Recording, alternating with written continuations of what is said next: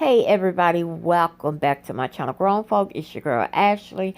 If you're new here, please hit that subscribe button. If you want to know when I post videos, hit the notification bell. If you're enjoying this video, give me that thumbs up. And you definitely know I want you to get in them comments and discuss this with me, okay? So we're just going to get straight to the point, which is season 10 of the Housewives. Let's, go through one by one and see what's going on with each of them. Starting off with the beautiful Kenya Moore. Now, she's not offering us much other than Mark Bailey. And I must say, if I hear his name one more damn time, I'm going to scream. But what is bothering me with Kenya is she's not taking the responsibility that she really should take on for all the confusion her and her team really did start, which is starting with this very picture, okay? She released these pictures to blogs and on her Instagram along with encrypted messages, proclaiming that she was somebody's wife now, she's married, without actually saying those words. So, we see her on the beach fist pumping. Some of us believed her, some of us did not care,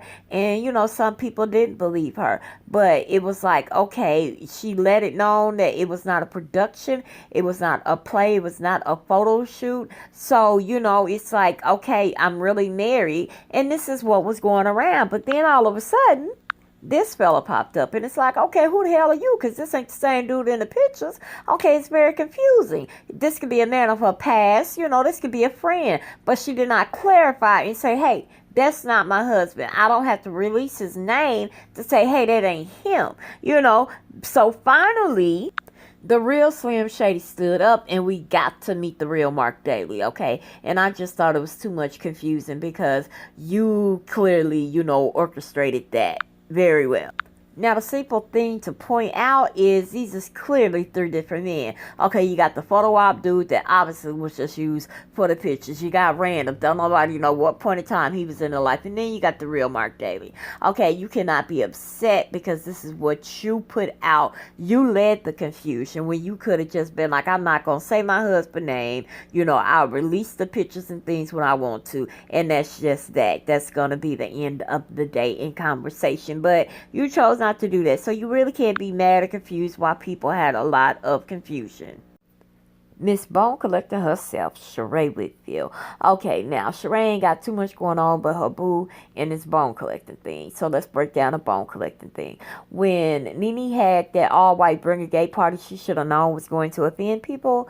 They let Kim walk all up and through that house and show her ass and, just insult them and just show out. And, Sheree came with Kim. So after she started all that foolishness and, promptly ran her ass out back to transportation department of a butler she called husband, did all that lying. It was like Sheree was like the tail on a donkey following the damn donkey, sitting up there consoling somebody that just showed their ass that didn't have to, and she went to lie to her husband about Burrell and the little boy being bitten by the dog, and Sheree gave that face like, you lying. But she did not say that in the moment, which was not cool. And at first I was like, maybe she don't want to embarrass her husband and tell her she lied in front of her husband. But then they carried their asses to Porsha house and the exact same thing happened. And it was like, yet again, she did not speak up and more shit was added to the story. And I was like,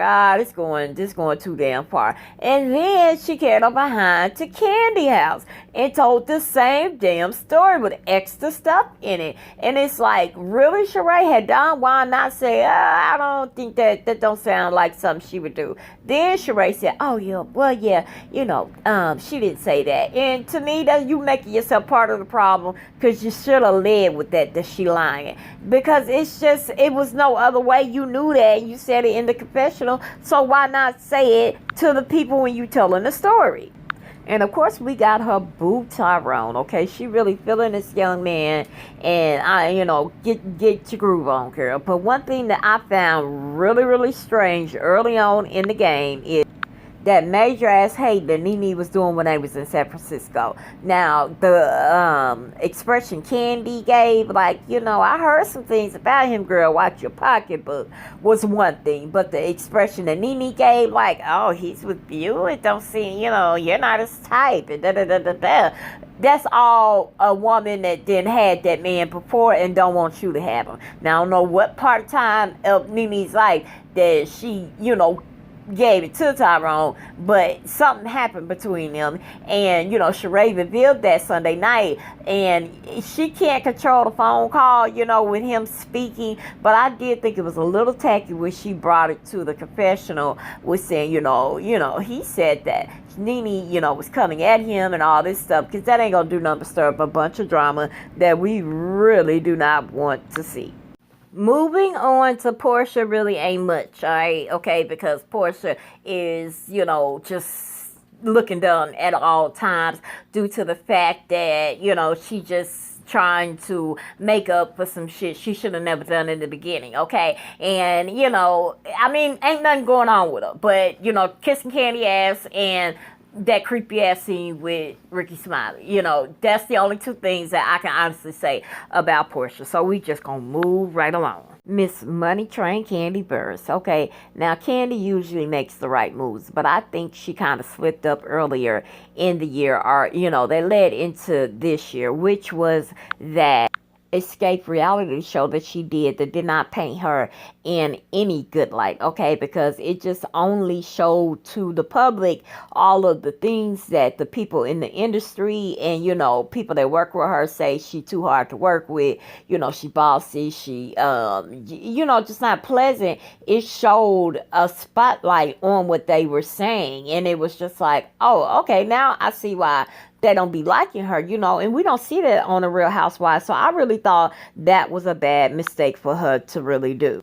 Now, with that Essence party, I thought everybody was being a little bit too trifling and hypocritical, because Don Juan was the only one that had common enough sense to say, I thought we didn't like her, let's not invite her. But you wanted to be petty, saying, let her see what success looks like. And it's like, you need to figure it out, okay? Because Ty obviously was in that brown liquor, because he got up there, and it was just, to me, it was your night. Why get up there and point out, Porsha? It was just too extra to me. And then it's like, look, you need to figure out what you're going to do and stop being lukewarm, okay? Either you're not going to like the girl or you like it, because you be walking the fence, okay? And you say one thing and do another. It's like, look, if I don't like you, you going to know don't like you. I'm going to know I don't like you. And everybody around is going to know I don't like you. We don't like each other, okay? It's like either forgive Porsha or move the hell on. But this lukewarm stuff you doing, getting up there, giving a speech at your Essence thing, making yourself look real petty, still talking to her and all this, but then saying in the confessionals how she dead to you is only making you look stupid. So I wish you would stop doing that.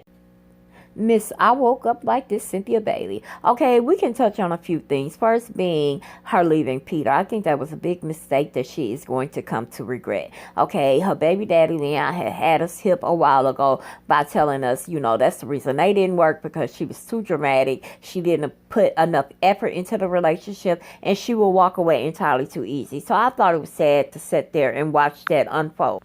The next thing that confused me is when they was in San Francisco and she let that pack of hyenas led by Marlo sit there and damn near program MK Ultra in her mind right there at the damn dinner table. It was just ridiculous, okay? Because she had been saying for a minute, yeah, I wish I would have been at the wedding, but I wasn't, so let's just move on. And then them heifers sitting up there, no, you are mad. No, you are mad. No, you are mad. No matter how many times she said she wasn't, all of a sudden she was down to the bar crying, talking about she was mad. And it's like, Cynthia, girl, if you don't get no damn backbone and speak up for yourself, because all you had to do was tell them ladies, let me tell y'all something. If I hear me, Kenya, and wedding in the same damn sentence again, I promise wherever we at, I'm going to turn that joint out.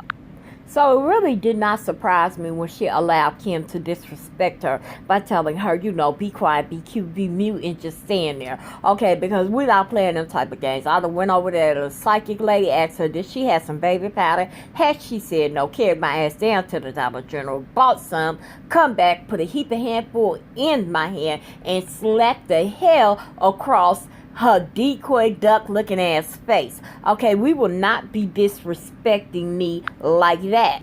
Because in all reality, that was the perfect time for Cynthia to remind Kim of her trifling hoish ass beginning.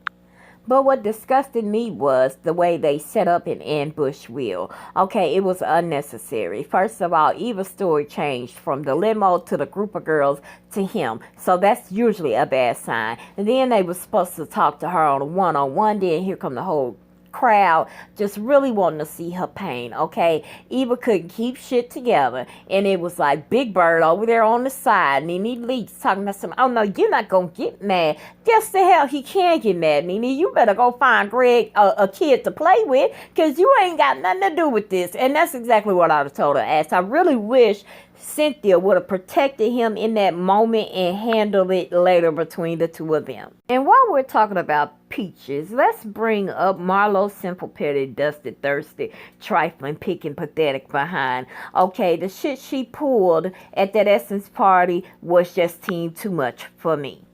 Now, Marlo decided to walk her Amazon ass across that floor all the way to Cynthia and Will and go up and tell her, you know, I'm coordinating with your ex, you know, because they both wearing burgundy. Now, first of all, y'all came in separately and y'all just happen to have the same color on. And what you were trying to do, Marlo, was get a rise out of Cynthia. But that shit backfired because she was just worried about him being there and thinking, oh, shoot, Will is here too. You didn't get that reaction that you wanted, that shit that you start just to get, you know, camera time, because they quickly panned off your ass and did not return to you. And then furthermore, you look dumb as hell when Peter left without your ass, because, you know, he didn't come with you anyway, and he left because he was like, look, Todd, I just came to, you know, show up for you again, but now I'm out because I don't want to look at Will and Cynthia, you know, being together. And so then you there by yourself, but yet your intentions was to try to make Cynthia think, you know, girl, you know, I'm with your husband coordinating, and you didn't do nothing but accomplish to look stupid yet again. Nene has really not brought anything to the table. It's the same bag of tricks that she's always been doing, you know, same shit, different day. But what I don't understand is how she allows Kim to drag her so low and disrespect her at every single turn. Okay, we got the, you know, fake car rental, asking her does the house really belong to her, showing out at a party she wasn't even invited to, coming to the spiritual thing, showing her ass, and then having the audacity to pull her to the side and ask her what type of drugs is she on. And we all remember Roachgate, okay? They proclaim to be so close friends. But it's like this. Look, if y'all was really close, Kim should know. Black people don't play with no damn roaches. We could be friends for 15 damn years and go to your house and you got some roaches. We will not return. And another thing that's just getting redundant is the jealousy and using people, okay? Allow Kenya and Cynthia to be friends. Like, it's enough love to go around. You shouldn't be sitting up there jealous about that. And quit calling Marlo to come tap dance and show her ass every time you feel you can't handle it yourself. You know, it's really not a good look, Nene. So I need you to cut all that out. Now, some of y'all may be thinking, oh my goodness, she forgot Kim. But no, Kim has done enough shit to where she needs her own video, and it is in the making.